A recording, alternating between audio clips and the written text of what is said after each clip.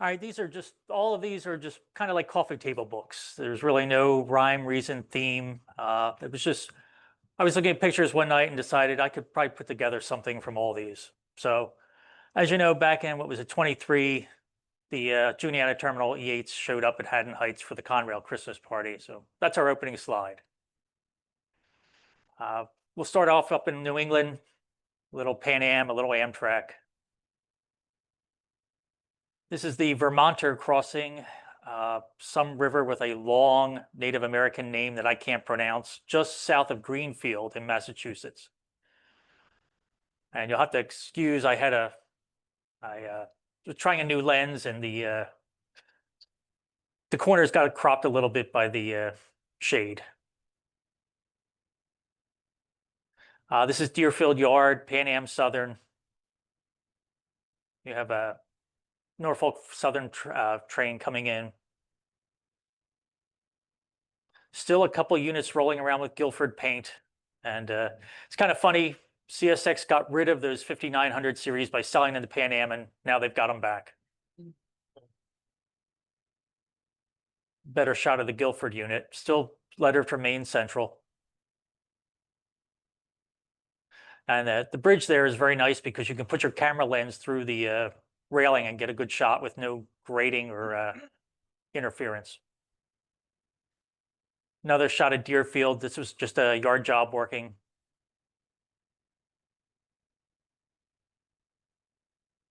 Another shot of the yard job working.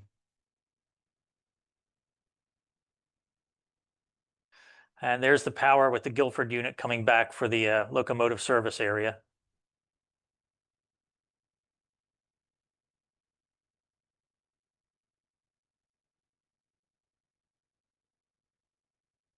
Little close-up of that Guilford unit. It's an ex-Canadian unit. It's got the snow shields over the intake vents.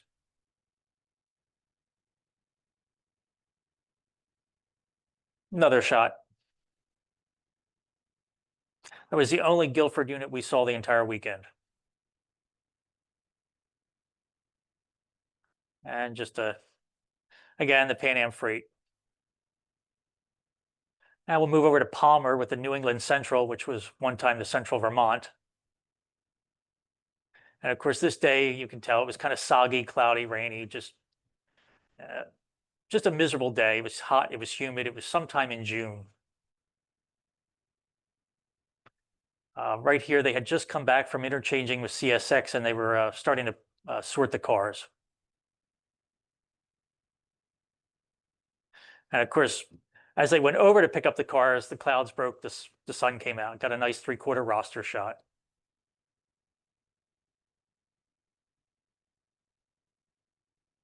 Little bit. This is the Steaming Tender is a very well-known restaurant up in the Palmer area. It was something that claims to have been a Palmer claims to have been a 5 railroad town at one time. And here they are. Central Vermont is where the New England Central unit is sitting, and it's crossing the old Boston and Albany Railroad. And off to the right, you can see a couple of the interchange tracks. And the Steaming Tender has all kinds of old equipment in their parking area. They have an old New Haven sleeping car, and on the top of the truck there, you can read NY, NH, and H. And here they are coming back after having picked up the interchange that we just missed the CSX freight setting it off.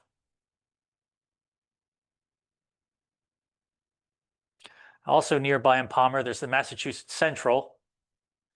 They were very accommodating. We asked if we could come in and take a couple photos, and they said, sure, just don't get near the mechanic. He's cranky. Not a problem.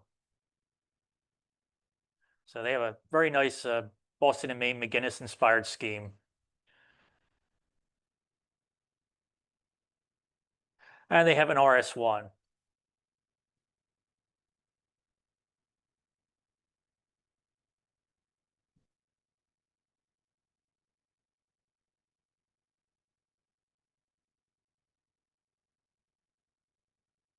All right, next we'll go down to the Delmarva Peninsula a little bit for what was once the Delaware Railroad, the New York, Philadelphia, Norfolk, later Pennsylvania Railroad, Conrail, Norfolk Southern, and now it's the Delmarva Central of Carload Express. Little map of their system there in Delaware. And they've recently taken over what was once the Maryland and Delaware. So they pretty much have the entire peninsula for rail service. Nice maroon paint scheme. This is at Harrington. This is their main operations center.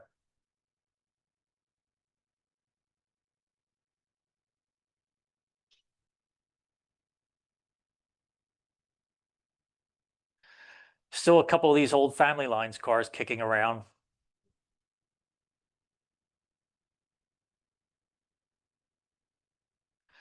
They've got a bunch of these former Union Pacific rebuilt MP-15s that were yard service. This is in Seaford, Delaware. That's a grain elevator. They do a lot of chicken feed and grain down in that area. It's very agricultural.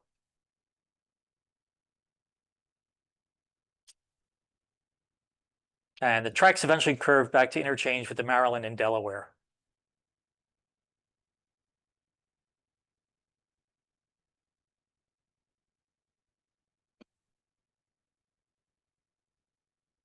And for some reason, there was an East Penn Railways block truck there.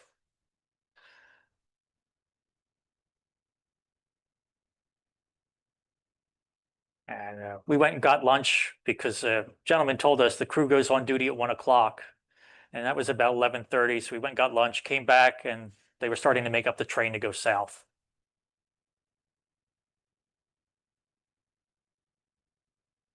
And being Delaware, it's pretty straight.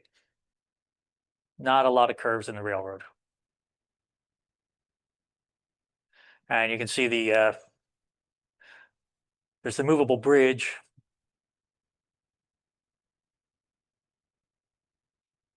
Right there.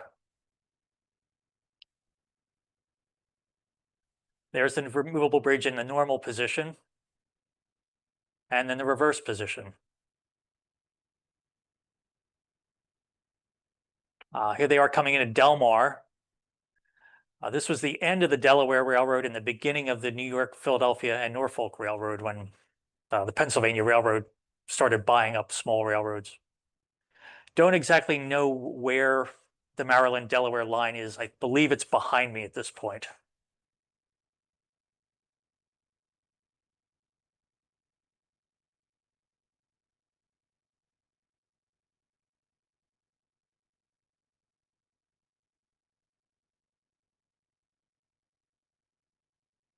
And they stopped in Delmar to go to this little deli for lunch, so I had a chance to get quite a few photos there. And here they are moving south. And for some reason, Delmar has this imposter cabin car.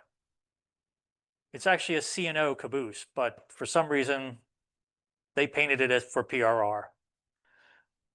Not like there's not a lot of former PRR cabin cars out there.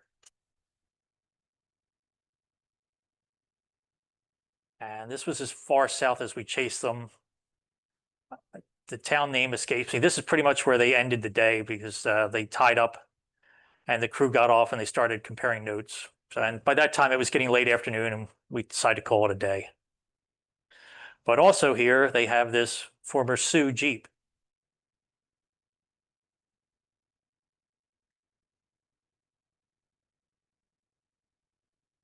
And also in Seaford is the Delaware 40 and 8 boxcar from the Mersey train after World War II. That was kind of a didn't know it was there, drove by and had to stop and get photos.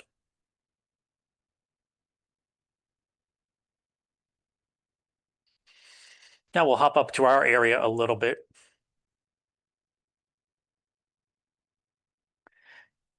I was going out one day, didn't realize the FRA inspection car was sitting in Palatine Yard with 2 ACS 64s on it, checking out the SEPTA system. We were by it before I realized what it was, because it looks like a regular Amtrak cab car. This is Holmesburg Junction, and interesting to note, N Conrail maintenance. The track that the Sick Dwarf is protecting is the Bustleton Industrial Track, former PRR Bustleton branch. And you'll like the derail here. Just cut off the track.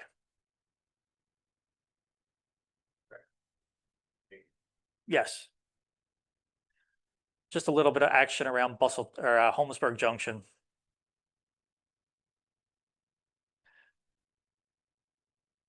The Reading Silverliner 4 that SEPTA's done.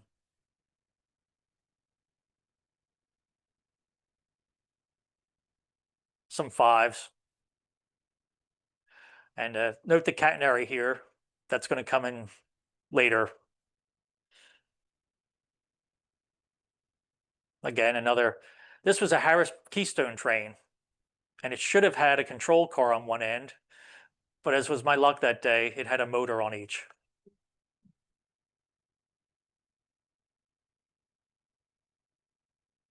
And I finally got lucky. Did get a control car.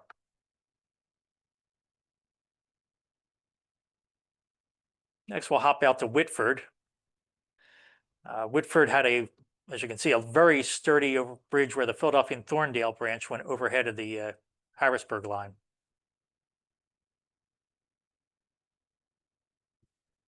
This is the Norfolk Southern local that goes out to the mill in Coatesville. Kind of snuck up on me. It was so quiet.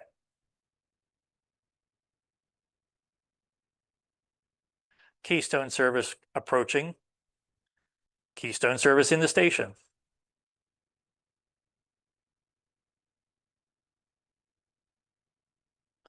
Silverliner 4s. This unit has been haunting me. Every time I've caught it, I get a shot like this. It's not good. It's become like my white whale. Some of the new SEPTA ACS 64s with the old bombers.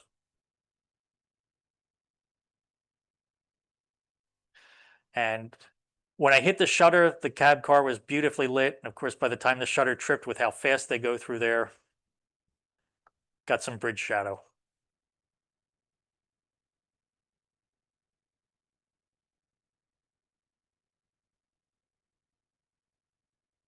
Same thing here. It was beautifully lit between the time I hit the shutter.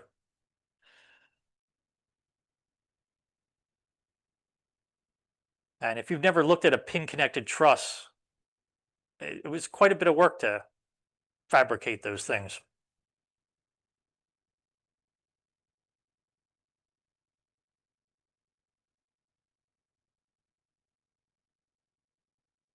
And don't remember where I was going this day, but SEPTA substituted a push-pull set for the midday Trenton train.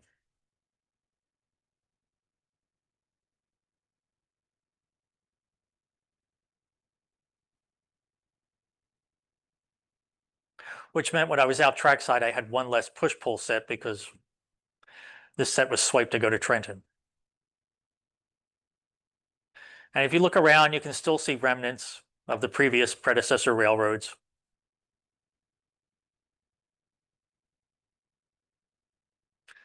Fours and 5s at Bryn Mawr.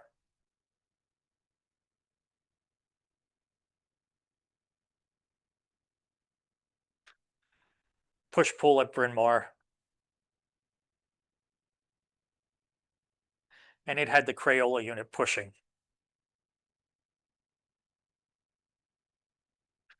And later on, we'll get back to this unique signal. And here's the Pennsylvanian coming in to Bryn Mawr.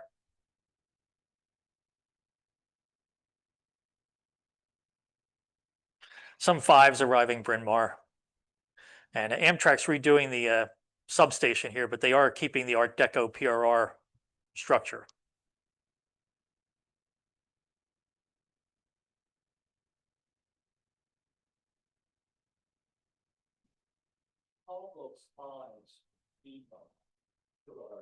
It's a Silverliner 5. And sometimes you really don't get to look at, the front of the equipment and everything that's involved with it. It just happened that pulled up and it was right there, so I snapped a photo. And there's the only cab car with a Phase 7 paint scheme.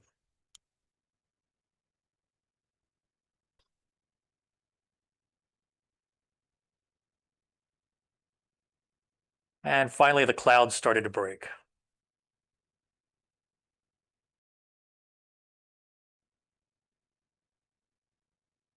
Again, you look around, you can find some remnants.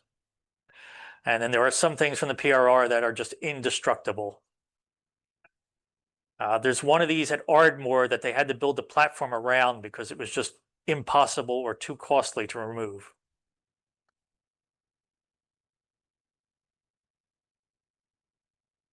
A good look. You'll notice here, this is original PRR catenary when they were experimenting. It's all strung with wire. There's really not a lot of structural steel. And these are riveted and tapered, as opposed to the ones back here I took a photo of, which are poles. And again,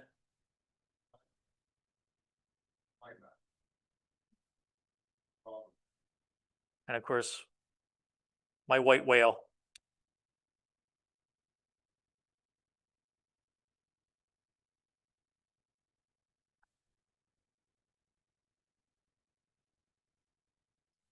And he was crossing over to make the stop at Ardmore.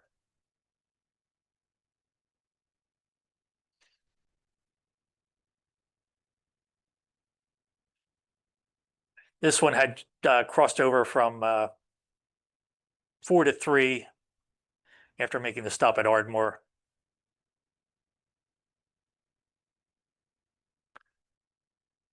SEPTA push pulls. Now, notice something a little hazy on the side of the locomotive here. There's now an inscription for Pasquale Dione on the 901.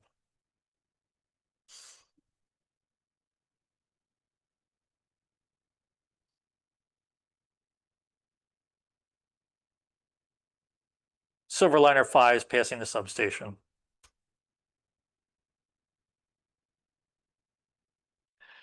A little more of the original PRR catenary work. And you can see just a pole here.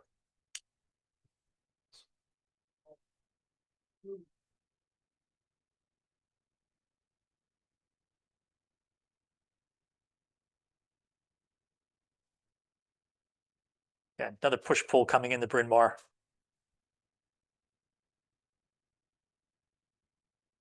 Some Silverliner 4s coming in the Bryn Mawr.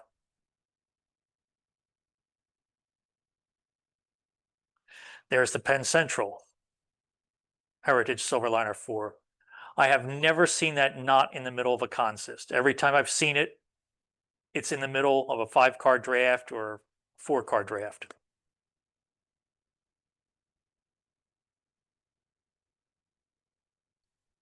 Just like this one with the cloud cover and the sort of well-lit Silverliner 4.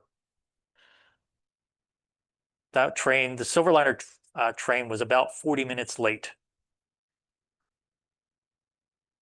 And again, you can see this Keystone service is crossing over from 2 to 1 to make the stop at Ardmore.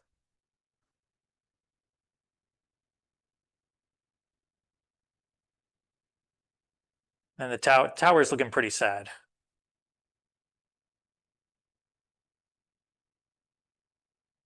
And this was the last shot of the day. They had made the stop at Ardmore and they were crossing back over from 4 to 3.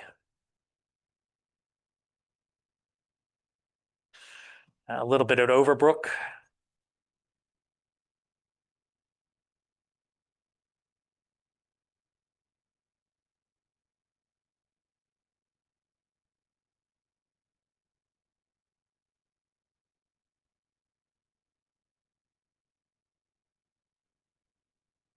And again, I cannot get a good shot of this locomotive.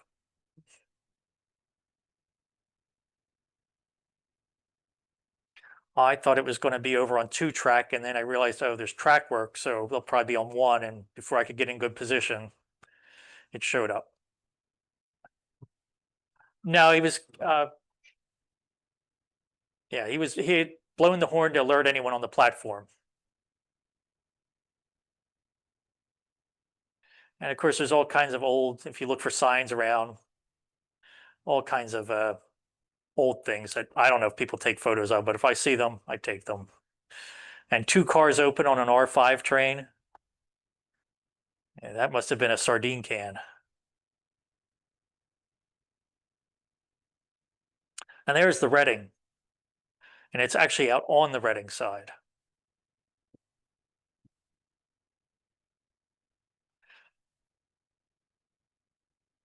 And this I saw down on Penn Coach and didn't even know what it was. Got the best shot I could of it. This is one of the old GE passenger units that was converted to a control car. So it's got a 9700 series number. Last I heard, it was working at a Penn Station going up the New Haven line to Springfield. It had just come up from Bear that day. Now we'll give you a little quiz. We're going to go out to Bryn Mawr. Again, you can see we have some of the tapered poles and all that, but what is this dwarf signal there for?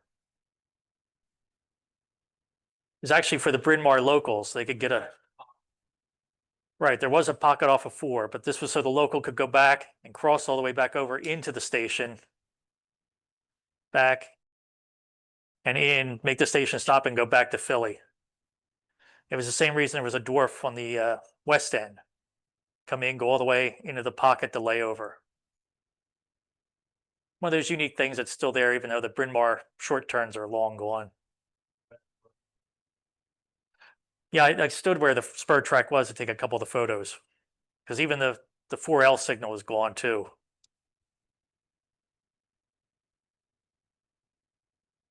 And just in memory of Eric Dervinus. And a thank you to Eric Dervinus and Gary Stroh. And that's it.